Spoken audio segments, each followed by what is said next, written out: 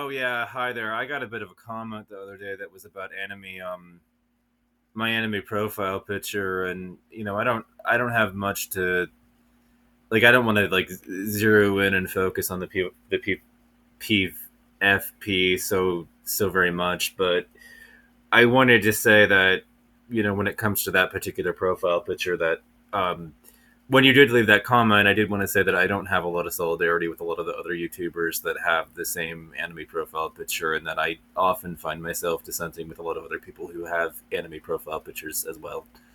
Just so you know, like I don't want to be defined by it at all. Um, for those that are wondering the sauce, it's a rent a girlfriend character. Sue me, But yeah, I thought that the most anxiety ridden character on the cast was a little bit interesting, and a little bit relatable because sometimes I have social anxiety myself. Although clearly I've gotten over a lot of it to even come on here and say, the things that I'm saying to you guys. But the thing in such a huge way with like I've been part of the anime community for a while, and when other people talk about toxicity in the anime community, like they barely even scratch the surface of everything that's toxic about a lot of the sites and the socialization that exists with amongst anime fans. I mean, it wouldn't just be like social ineptitude; it's cringe takes on things. It's horrifying uh, opinions about things, and I'm not saying that like every time somebody says that like X character did nothing wrong that I necessarily disagree, but that's because we're talking about in a storyline where like most of the victims of the character in question kind of had it coming, in the story. Like it's kind of like like I will be like militantly defensive of Lucy from Elfen Lied and her course of actions, except in the opening sequence. I'll be militantly defensive of Kurumi Tokusai because I look at who her victims actually are, and I'm kind of rolling my eyes. Like, but for the ones that she was tricked by, the tricked into doing for the project that, yeah, I don't want to spoil anything for anybody else because I've been reading ahead as far as that's concerned. But yeah, she gets tricked into killing somebody for some other spirit that's trying to do something, and I don't want to go further than that. But it's horrifying. To say the least, with Data Live, and that's the only time that her victim really didn't have it coming because they were friends, and they still were friends at the time. It wasn't like they had a falling out or anything, but she got tricked, and yeah, that kind of set Kurumi down her path of madness that she's going down, and that's one of the things that I really like about Data Live as a show in particular for in the space that it's in, because I'm not really used to having fully fleshed out characters, to the extent that the characters are. Some of them really very much so do have quite a bit of depth to them when it comes to Data Live, and that's kind of impressive, as a considering the space it comes out of, considering the genre that it came out of. Like, arms are not usually this well written, to say the least. So I think Data Live kind of came along to make Harms look good, but when I talk about anime profile pictures and toxicity in the anime community, I'm not thinking about that specifically. What I'm thinking about is going into the chat spaces, and I don't want to, because of the crackdowns that have been taking place on pirate sites. I don't want to actually list exactly what site it is that I frequent, but I frequent this one that has an IRC server, and you can go in and talk to the people in the IRC chat room, and you will find, Internet Relay Chat, by the way, and you can go to the actual server in question in their IRC server and connect to it with an IRC client. Now, the one thing I do like about these guys is they're all a bunch of Linux nerds who have good takes on technology, and if you keep the discussion to tech, you'll probably have a good time. But if you start discussing politics with them, you'll find out that most of them think that they should nuke the cities, the democratic cities in America. And it's like, have you guys been watching a lot of Fox News or something? Like, I don't know how to put this to you, but it may be controversial or it may be somewhat offensive to point this out, but it's facts are facts, whether they're offensive or not. You know what I mean? Like, the truth, if the truth hurts people's feelings, that's not really relevant because the truth remains the truth, even if somebody is hurt by the truth. But I'll definitely link some stuff to support my case here in the underbar. But the blue cities in America are the ones that are footing the bill for most of red America.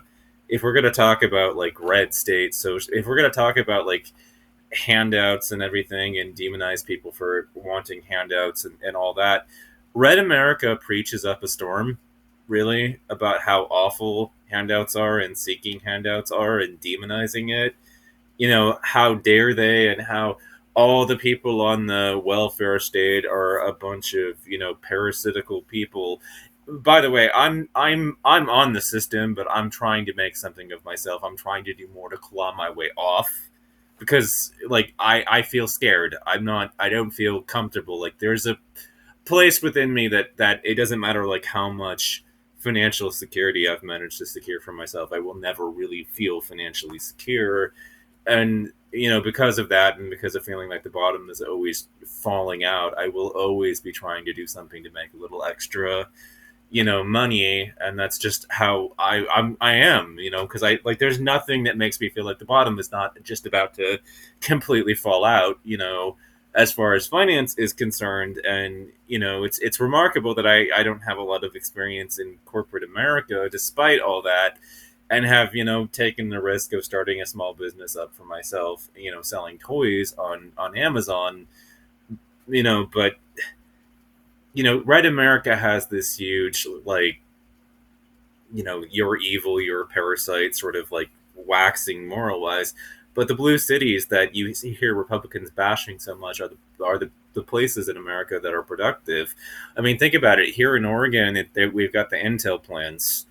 Like I know that I'm a little bit more like my loyalty is not to Intel itself. I mean, I do have some Intel devices from the last few years. This is a laptop from Intel, but when I built my personal computer, when I built the computer that I was going to use to learn how to code and use Linux and everything and learn my way around with it, guess what? It's an AMD box. Obviously, I want to see AMD kick the shit out of Intel, to be honest with you, because I want to see computers get faster. And Intel seems to be floundering, and AMD has an opportunity, and it's really cool to see it happen. But I don't want to see Intel die because it supports my local economy, and that will be bad for the local area. Obviously. So I've got a little bit torn, as far as that's concerned, because like AMD has traditionally been the cheaper party to go with and build, and you get when it's ahead, you get a faster computer for and a better bang for your buck. It's nice to be in that space. So, I'm waiting for Zen 5. I can't wait for it to launch. But, I've talked about a lot today. The anime profile, the anime community over there is all like, yeah, like we should launch some nuclear weapons over at the cities. And it's just part of me wants to be like, not, that's bad. But I feel like, that's bad is just like, there's a portion in America that doesn't want to have its case sold to them by what's right and what's wrong. It doesn't want to you know appeal to the moral argument, and it doesn't really care about the moral argument. It considers the moral argument a bit of a distraction, and I want to reach those people too. And so I'd say you nuke the cities, you're not going to have like Agolith. Have you heard of that black metal band? I'll have no problem putting some of their stuff in the underbar here.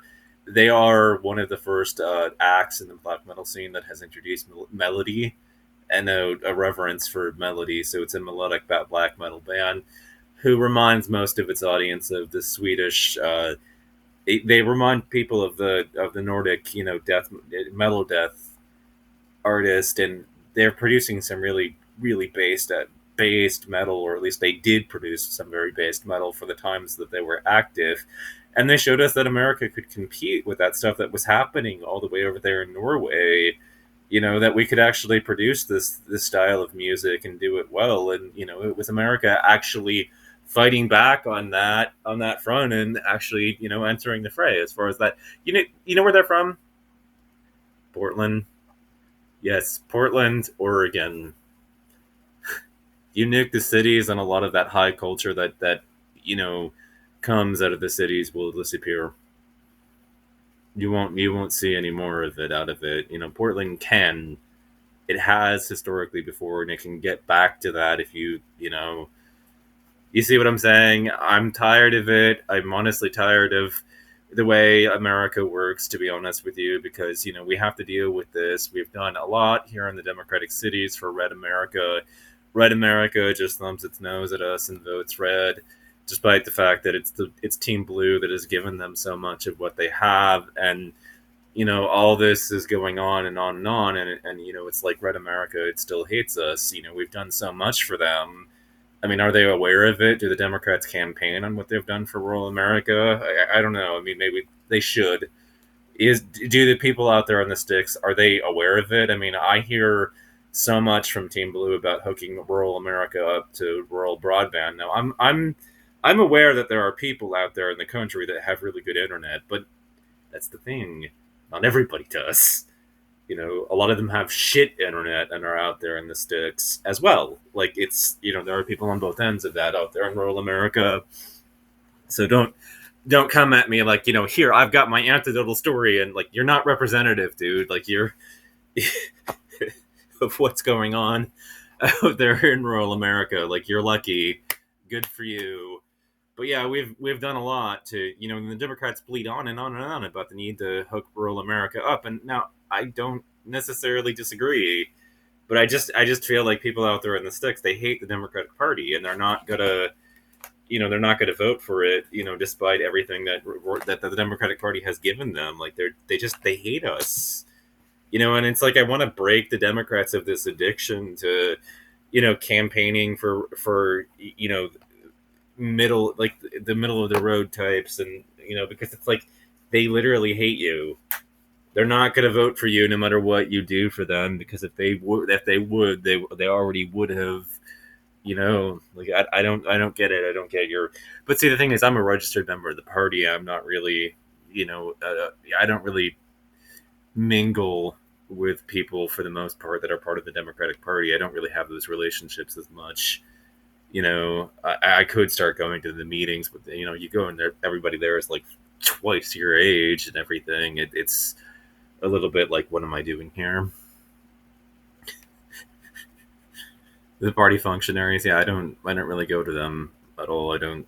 You wouldn't have seen me there except a few years ago when we were trying to do some work to get money out of politics and everything. Like, unless there's like some really specific reason why I'm there, I'm usually not there at those functionaries and things that are happening, in the daily, in the meetings that take place. But yeah, I tend to vote blue, and I tend to lean in the towards the Democratic Party as opposed to the Republicans, and I'm hated, here on this platform for it. But yeah, I get a lot of this shit. I don't like, and it's like, in advocating for the Democrats, it's like, you come on here and you say you vote that way, and it's like, you have to delicately explain to people, like, I don't approve of everything the Democratic Party does. It's like, it's not like I'm completely sold on the Democrats. Like, they do a bunch of things that I don't approve of. Like, having the whole thing held up by Manchin and Cinema, like, that was shit.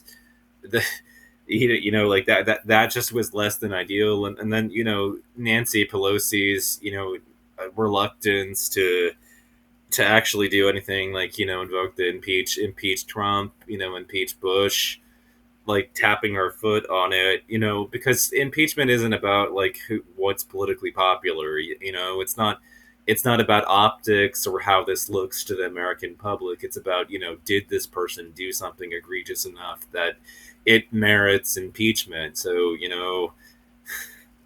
that's completely different than the question of how does it look to the American people. The only consideration from my vantage point that should go into impeachment is, do you think that the president actually did these things? Do you think that they're actually guilty of enough that it would merit impeachment and removal from office? If yes, fuck optics, proceed. you know, like,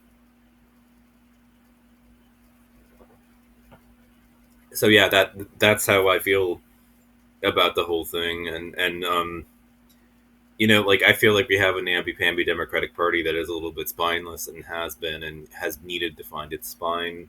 which is why I found myself so much in alignment with the Young Turks and what they were saying about it. So I'm not a fan. I'm not a lockstep fan of the Democratic Party. I think the Democratic Party doesn't get enough critique from the left. I think it doesn't get enough criticism. I think that there aren't enough people that are watching closely enough and saying things about the party, and because there's always those people that are going to be up there saying you can't say that. If you say that, the Republicans will use your criticism against the Democrats. They're going to steal your critiques and then use it to against the party, and you're gonna look bad from both sides. Yeah, you've got people that are seriously concerned about that shit. Like, go run along. So yeah, I tend to lean to the left, and I tend to vote blue because they're unfortunately the only fucking game in town for a left wing voter. But yeah, I don't like a lot of the anime community. I think that a lot of it has a lot of cringe takes. I mean, why do you think I came up here and went on to bat for Shikimori is not just a cutie, and said that that I found that a lot of their reactions to the anime to be toxic. It's like they're saying that the guy is effeminate, and that's the whole reason why they fucking hate the main character. Because God forbid we experiment with any other types of masculinity.